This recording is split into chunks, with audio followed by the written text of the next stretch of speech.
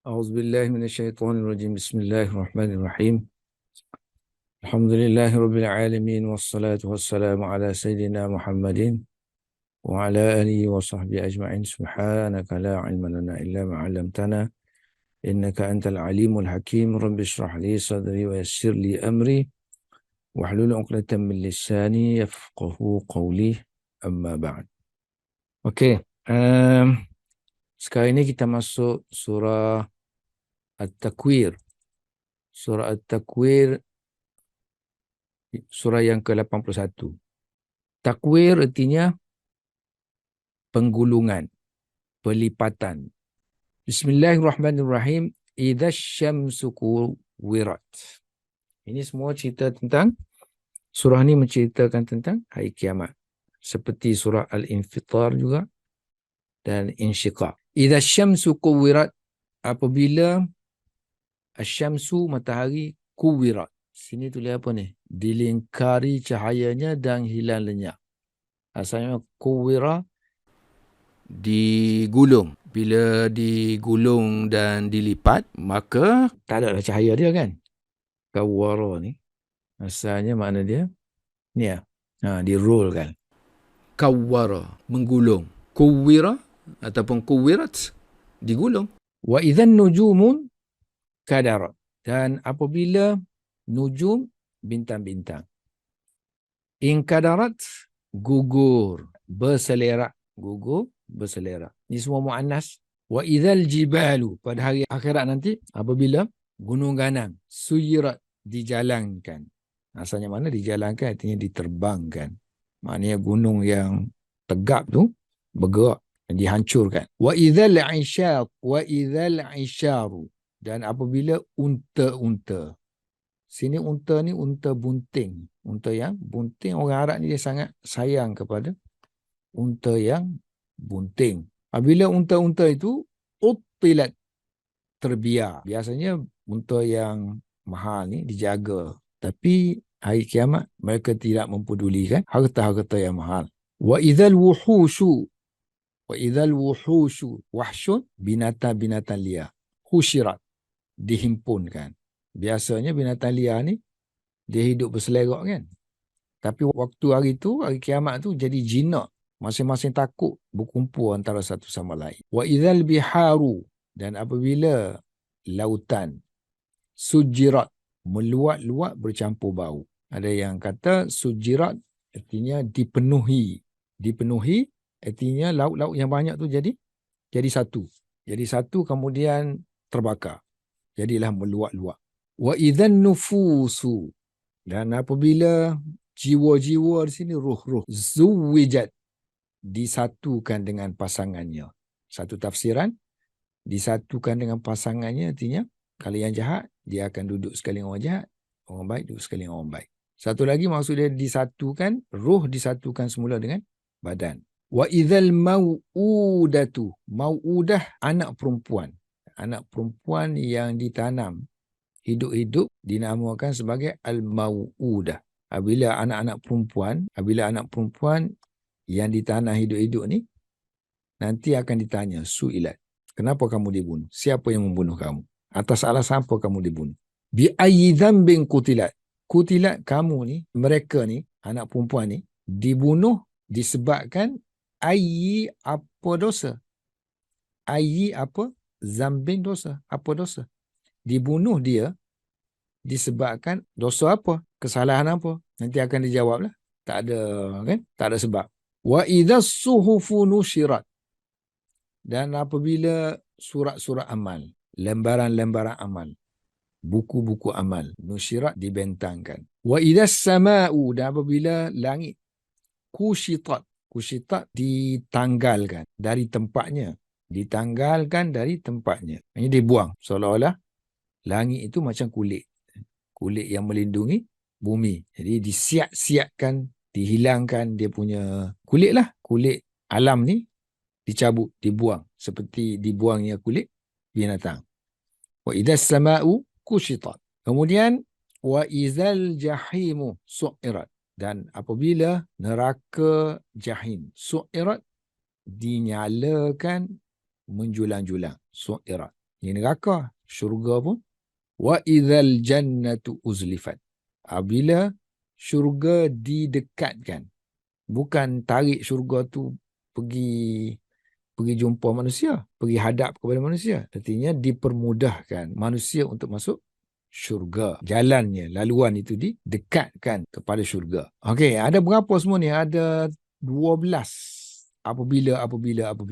So dia punya penyambuknya ialah sini. Apabila semua itu berlaku, maka alimat nafsum ma ahdarat, akan mengetahuilah jiwa manusia ma ahdarat, apa yang dia telah persembahkan, apa yang dia hadirkan. Amalan dia lah artinya. Dia akan tahulah amalan yang dia telah bawa daripada dunia. Yang tadi syarat dengan jawab syarat kan. Yang ni pula sumpahan. Sumpahan pun kena ada penyambut juga. Fala uqsimu bil khunnasi. La ni tambahan, maka. So la tak perlu diterjemahkan. Uqsimu. Maka aku bersumpah. Allah kata, aku bersumpah dengan al-khunnas. Bintang-bintang yang tenggelam timbul. Yang datang dan pergi. Kerana siang malam ni, bintang ni dia tak nampak waktu siang hari. So malam dia nampak, artinya seolah-olah dia datang dan pergi. Ataupun dari segi orbit dia lah. Bila dia dah selesai orbit dia, dia nampak. Al-jawari al-khunnas. Jawari ni yang beredar, yang bergerak. Bintang tu kan bergerak. Kemudian, kunnas, tetap pada tempatnya. Bergerak, yang beredar, yang tetap pada tempatnya. Maknanya dia kekal dalam orbitnya. Aku bersumpah dengan laili, dengan malam. Idza as'asa, apabila ia hampir habis. Artinya, apabila malam tu nak selesai, maka akan timbulnya siang hari. Wasubhi, dan aku bersumpah dengan waktu pagi lah. Maknanya sini malam nak berakhir kan. So masuk waktu pagi. Wasubhi idza tanaffasa. So tanafas maknanya bernafas. Maksud dia bernafas di sini ialah dia hidup lah. Maknanya siang hari tu dia aktif. So jadi terang benderang. Ini tafsir je kan. Wasubhi idza, apabila subuh waktu pagi sudah mula bernafas. Sudah ada nyawa dia dan dia mula aktif mengeluarkan cahayanya menerangi siang hari. Okey, jawapan kepada sumpahan ini ialah innahu, sesungguhnya Al-Quran, la qawlu rasulin karim, adalah kata-kata utusan yang mulia. Utusan yang mulia. Sini refer kepada utusan ni, refer kepada malaikat Jibril. Disebut dengan sifat-sifat yang pelbagai nanti. Jibril kerana agungnya dia, kerana dia akan bertemu dengan manusia yang juga mulia dan agung. Sifat yang pertama bagi Rasul, utusan itu ialah dia karim. Dan dia zi quwwatin, dia memiliki kekuatan. Dan dia makinin, dia duduk di tempat yang ada kedudukan. Indah, di sisi ataupun berdekatan dengan Dzil Arsy, yang memiliki arash. Maknanya dia ada kedudukan di sisi Allah Ta'ala, yang pangkat dia tinggi. Di kalangan malaikat, pangkatnya tinggi. Jadi sesuailah dia diturunkan kepada makhluk yang paling mulia, iaitu Nabi SAW. Sifat dia lagi, yang pertama karim, yang kedua zi quwwatin, yang ketiga makin, yang keempat muta'in, dia taat. Sama di sana. Di sana tu maksudnya dalam kalangan malaikat, ataupun di sana tu di langit. Dia terima perintah Allah Ta'ala. Dia taat dan dia amin. Lagi dipercayai kerana ini melibatkan Al-Quran ni. Sebab disebut ke sini Quran. Maka yang nak mengambil Quran itu mestilah yang amanah. Mestilah yang amanah. Kerana Allah sebut dalam Quran, Quran ni tidak ada tahrif, tak ada ubah, tak ada apa kan. Kalau lebih kepada syaitan, banyaklah berlakunya perubahan-perubahan. Wa ma sahibukum bimajnun. Terima Quran ni berat. Kadang-kadang Rasulullah tu nampak fizikalnya ketika menerima Al-Quran seperti orang yang tak sedar kan. So orang boleh tuduh dia sebagai gila. Tapi Allah kata, wa ma sahibukum bimajnun. Ma artinya tidak. Dan tidaklah sahibukum, sahabat kamu itu, ba tambahan majnun saja. Terjemah majnun, gila. Dan tidaklah sahabat kamu itu gila. Dia bukan orang gila. Walaqad. Laqad mesti ada sumpah kan. Wallahi, sesungguhnya, demi Tuhan, laqad ra'ahu bil ufuqil mubin. Sesungguhnya dia, yakni Muhammad, telah melihat telah melihat dia, yakni malaikat tadi, Jibril tadi, di al-ufuk, di ufuk yang terang. Maknanya bukan sembunyi-sembunyi je. Nabi tengok sebab malaikat Jibril ni dalam rupa parasnya asal, dia besar, bersayap. Jadi mestilah memenuhi langit. Sebab tu disebut sini ufuk yang jelas kelihatan. Wa ma huwa 'alal ghaibi bidhanin. Dan bukanlah Muhammad itu bidhanin. Dan bukanlah Muhammad seorang yang boleh dituduh dan disangka buruk terhadap penyampaiannya mengenai perkara-perkara yang ghaib. Dia tidaklah dhanin, dituduh, disangka buruk tentang perkara yang ghaib lah. Alal ghaibi. Kerana Al-Quran mengandungi perkara-perkara ghaib. Syurga, neraka, pahala, balasan buruk, balasan baik. Semuanya perkara ghaib. Adanya malaikat, adanya arsh.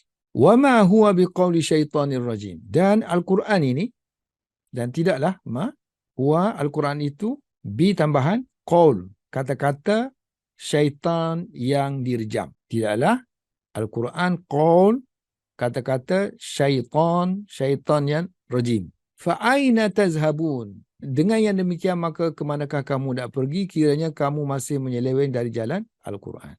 Setelah terang benderang Allah menyatakan Quran dijaga di langit dan dijaga oleh malaikatnya, dibawa oleh malaikat yang amin, disampaikan kepada manusia yang paling amin, paling amanah. Jadi kamu nak pergi mana? Kamu nak pergi mana kalau kamu tak terima Quran? In huwa illa zikrun lil alamin.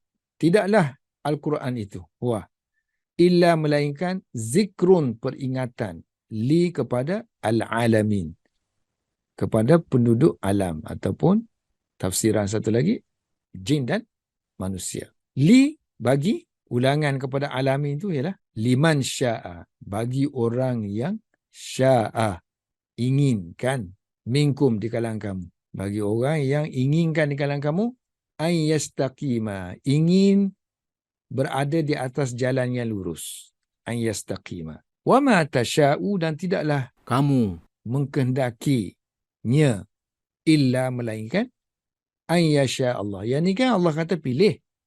So, manusia yang pilih Al-Quran tu nak jalan lurus, dia akan temu dengan Al-Quran. Tapi Allah kata tak, itu pun bergantung kepada kehendak Allah juga. So, wa ma tasha'una, dan tidaklah kamu inginkan sesuatu tadi illa melainkan an yasha Allah, melainkan Allah inginkan. Illa an yasha Allah, melainkan Allah inginkan. Allah tu siapa?